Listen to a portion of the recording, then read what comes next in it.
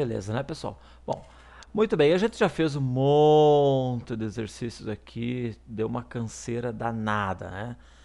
Mas veja, pessoal, que até o momento a gente fez o quê? A gente fez simplesmente processamento de dados. A gente não fez em nenhum momento, até deixa eu. Ah, já não está mais aqui. Deixa eu abrir aqui então o PowerPoint para mim mostrar para vocês que em nenhum momento, tá aqui, a gente executou este componente aqui nesse fluxograma de decisão, ou seja, a gente sempre fez início, entrou com os dados, processou os dados e saiu com os dados. A gente ainda não tinha usado o decisão, tá certo? Esse desenho gráfico nesse fluxograma aqui de decisão. E é o que a gente vai começar a usar agora. Para que usaria? Por exemplo, a gente fez ali, vamos encontrar algum exemplo que a gente tenha feito aqui, em que a gente lia duas notas, por exemplo, tá? Ou melhor ainda, vamos pegar um exemplo mais simples aqui, ó, em que a gente tinha duas variáveis, tá? Onde eu quisesse ler o conteúdo de duas variáveis, por exemplo, e colocar elas em ordem crescente, tá ok? Então, como é que eu faria para mim colocar em ordem crescente? Então, como é que eu vou saber se uma variável é maior que outra ou é menor que outra, enfim.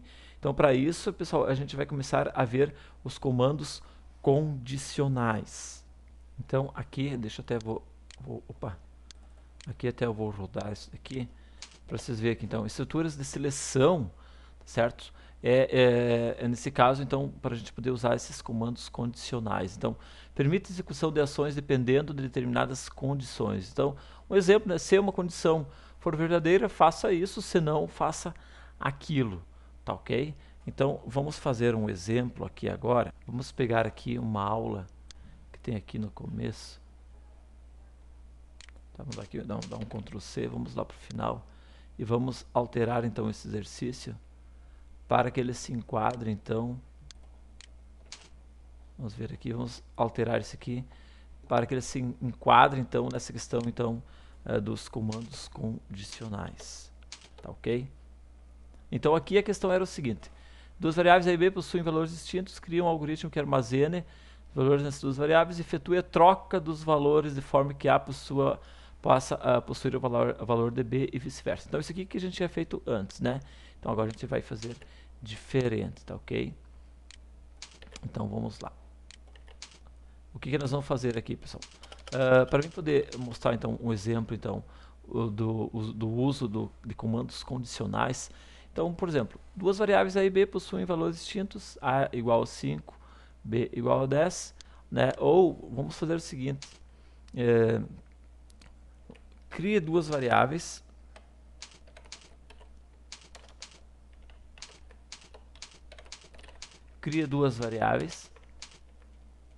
olha só a questão que eu vou dar para vocês, duas variáveis A e B, tá certo? Tá, e leia dois valores, leia um valor para cada, um deles. Muito bem. Eu só vou colocar o seguinte agora, que eu quero disponibilize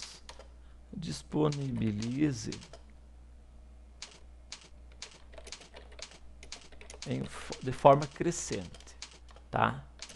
De forma crescente, ok? Então, ou seja, eu tenho A valendo 2, por exemplo, e B valendo 1. Eu quero que ele coloque isso aqui em forma crescente. Como é que eu ia fazer, pessoal, um algoritmo para ler duas variáveis e disponibilizar eles em ordem crescente? Tá? Se não usar o comando condicional, você não vai conseguir fazer isso. Então, aqui, vamos dar um nome para esse algoritmo. Vou dar o nome de que crescente, pode ser? Crescente A e B. Pronto, fica uma coisa bem bonitinha. Minhas variáveis, então, pessoal, que eu preciso criar, então. Variáveis A e B, né? Veja que ali eu já estou dizendo quais são as variáveis que são A e B. Tá? D e inteiro. Vamos definir elas como sendo tipo inteiro mesmo. Ok? Muito bem. E agora, pessoal, eu vou ler para eles, né? Então, vou dizer que o A vai receber, vamos supor que o 2, tá? E o B vai receber, por exemplo, B vai receber o 1, por exemplo, tá, ok? É só um exemplo. Como é que eu faria, pessoal? Porque eu não sei o valor deles, tá, ok? Eu não sei como é que eu faria para mim agora listar isso aqui, por exemplo, nesse caso aqui seria o primeiro B e depois o A, né? Tá? Como é que eu faria para listar isso aqui em ordem crescente, sendo que esse valor poderia ser 6, esse aqui poderia ser 9, enfim, eu não sei que valores que é, tá certo? Então eu vou ter que fazer uma análise, tá certo? Para verificar qual dos valores é o maior. Para isto, a gente vai usar a função denominada C, que é uma estrutura de seleção, que é essa mesma que a gente estava comentando aqui. Se condição for verdadeira, faça isso. Então, o seguinte, ó, pessoal, eu vou perguntar o seguinte, ó, se o A for maior que B, tá certo? Então, simplesmente eu vou colocar se o A for maior do que o B, né, então, o que eu quero que ele faça? Eu quero que ele mostre em ordem. Se o A for maior que B, pessoal, significa que o B é menor. Então, eu quero que ele mostre, tá? Então, em ordem crescente. Deixa eu aumentar bem aqui para... Tá? Em ordem crescente fica, então, em ordem crescente, o que eu devo colocar aqui, pessoal? O A, né? Aliás, se o A for maior que B, então o A é maior, então eu começo pelo B. Então, eu mostro o B, certo? E aí eu vou mostrar o A. O bom, pessoal, é o seguinte, ó. O bom é eu dar um espacinho aqui, tá? E botar um tracinho, eu vejo que tudo entre aspas, para não ficar tudo junto, porque senão o resultado aqui para mim, no meu teste de mesa, iria ficar assim, ó, aqui embaixo, iria ficar, por exemplo, isso aqui, ó, 6, 9, tá? Assim, da forma que eu fiz aqui, ele vai ficar 6, espaço, tracinho, 9, aí fica mais legível, tá ok? Então, se o A for maior que B, então mostra o B, depois mostra o A, tá certo? Agora, senão, aí é muito bacana que tem então o senão. Ou seja, senão, o que significa o senão aqui? Senão quer dizer que se o A não é maior que B, então em ordem crescente vai ficar A e B, certo?